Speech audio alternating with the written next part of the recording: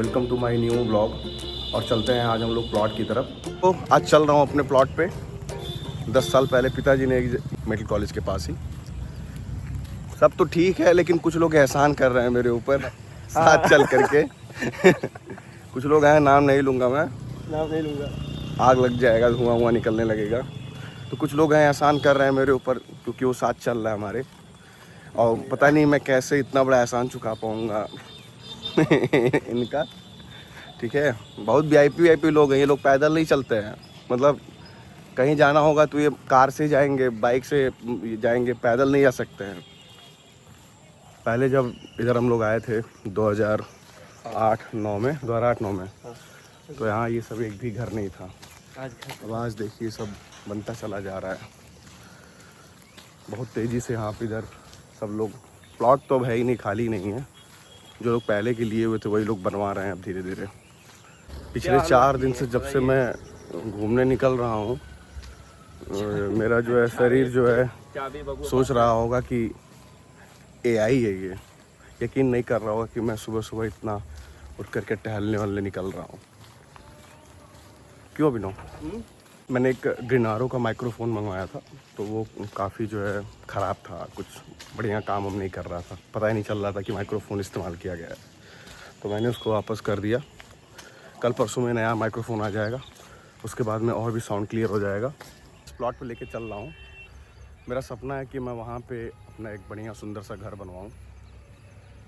मुझे ना ऐसा मेरा मन होता है कि घर एक ही हो, छोटा सा। बहुत बड़ा घर नहीं पसंद है मुझे कि 10-12 कमरे 15 कमरे हो, ऐसा नहीं। मैं सोचता हूँ कि जो घर ऐसा हो कि 4-5 कमरे का हो, ज़्यादा से ज़्यादा 5 कमरे का।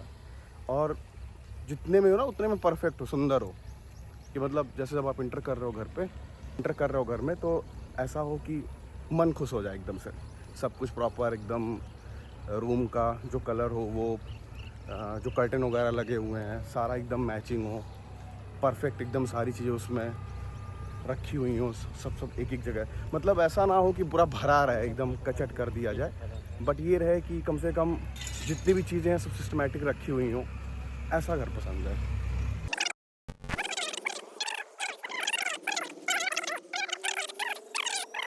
घर बनवाने लायक लगभग 2 साल बाद ही है, क्योंकि अभी यहाँ पे थोड़ा सा सेफ्टी के नाम पे जीरो है कहानी। ये इतना सड़क तो जो है ख़राबी है, काफ़ी ख़राब है। अभी ये पास नहीं हुआ है। अब यहाँ के लोग जब बोलेंगे तभी जाके ये सड़क बन पाएगी। इस वजह से हम लोग अभी नहीं बनवा रहे हैं यहाँ पे घर। जब सड़क यहाँ पे बन जाएगी प्रॉपर, अच्छे से रास्ता हो जाएगा आने जाने के लिए, तब यहाँ पे घर का काम चालू करेंगे।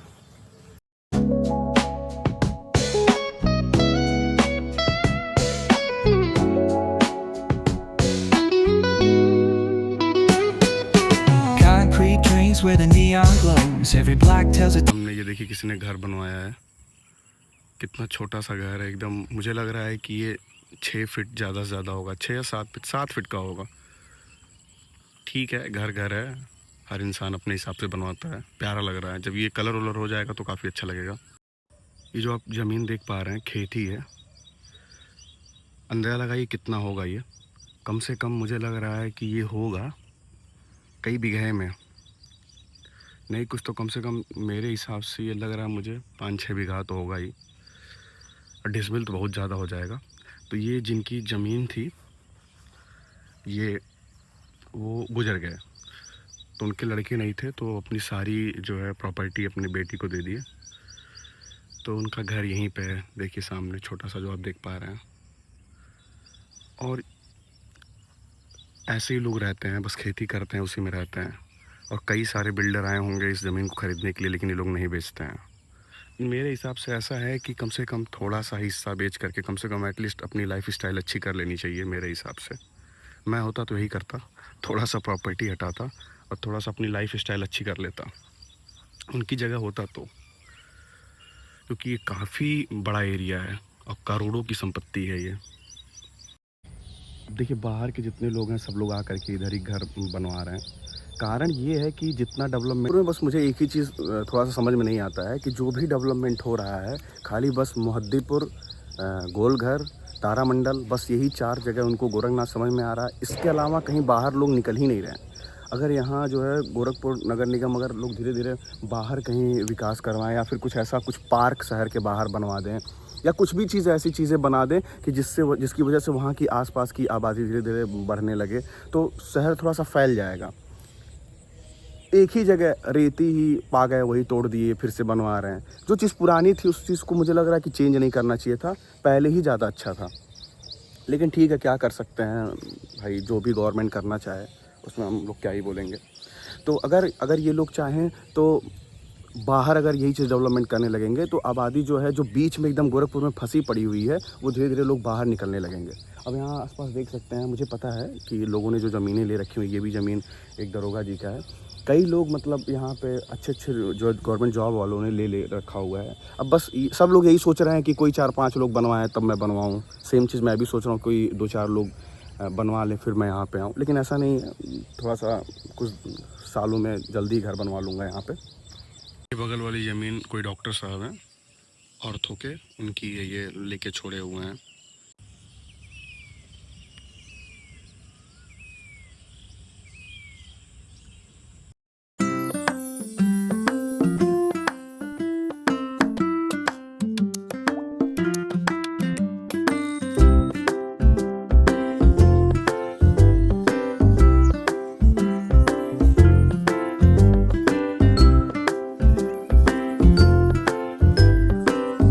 ये बच्चा मिला है, क्या नाम बाबू तुम्हारा? कृष्णा। कृष्णा नाम है।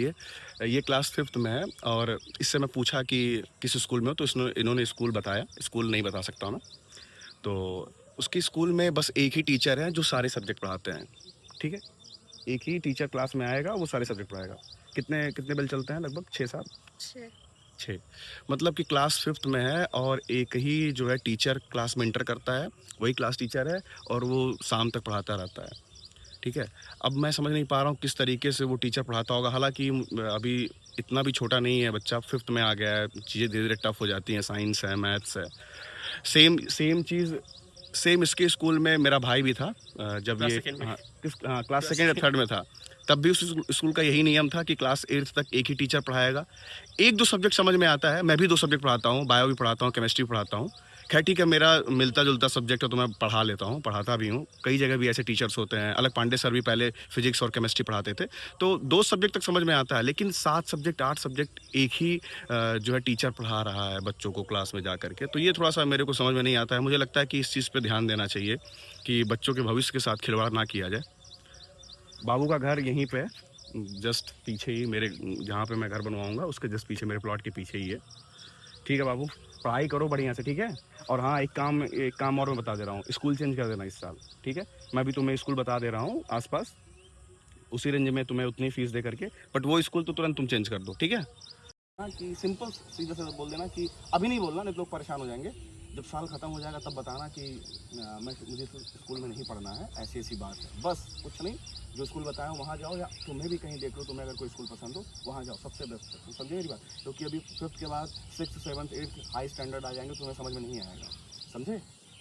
और बच्चे पढ़ते हैं वो बढ़िया है, उतनी फीस में तुम बढ़िया से एकदम पढ़ भी लोगे।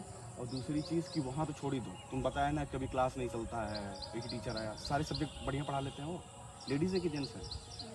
लेडीज़ मैम है ना। तो कौन सब्जेक्ट अच्छा पढ़ाती है वो? मैथ इंग्लिश में, हाँ तो ठीक है, तो मैथ की टीचर है, मुझे वो अच्छा पढ़ा पा रही है। तो साइंस नहीं पढ़ा पाएंगे, साइंस एकदम ख़राब पढ़ाती हूँ मैं। हाँ तो जीके वगैरह। तो हाँ, तो तुम बात मानो वो पीछे वाले रास्ते से। लेकिन कृष्णा कह रहा है कि भैया मैं आप लोग को एक दूसरे रास्ते से लेके चलूँगा, कोई पतला सा सकरा रास्ता है, चलते हैं, छोटा सा पुल जैसा है। इसे मिल के काफ़ी अच्छा लगा।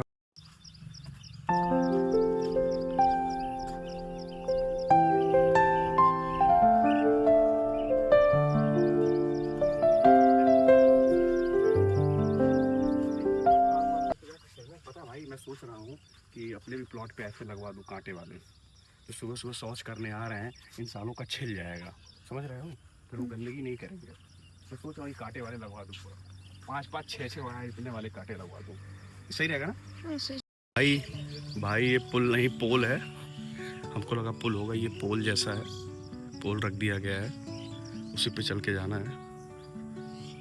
बढ़िया भाई, नाइस। ये भाई का घर है, अभी बन रहा है। भाई लाओ कॉपी पेन लाओ, मैं तुम्हें अपना नंबर दे दूं, भाई को अपना नंबर दे दूं। अरे नहीं गिरोगे मेरे भाई, जाओ दौड़ के जाओ, दौड़ के जाओ भाई। अरे तुम्हारे ऐसे वीर जवान इस पे तो फूंक मार के उड़ जाएंगे। डर गए, हो गया हालत खराब।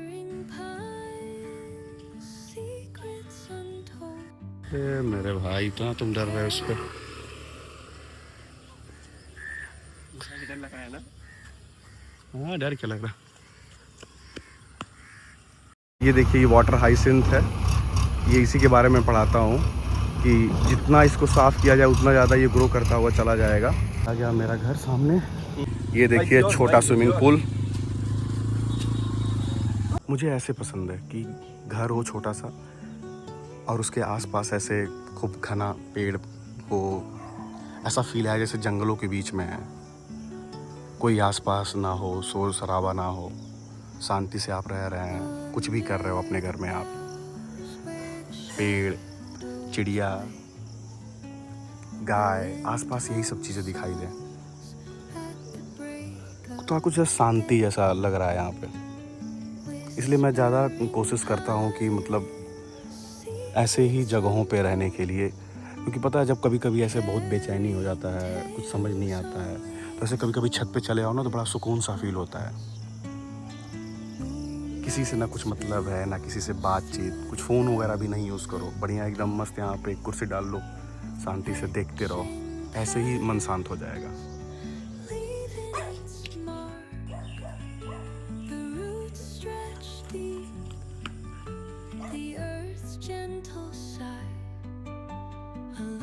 बस इतना ही, मिलते हैं नए ब्लॉग में, बाय बाय।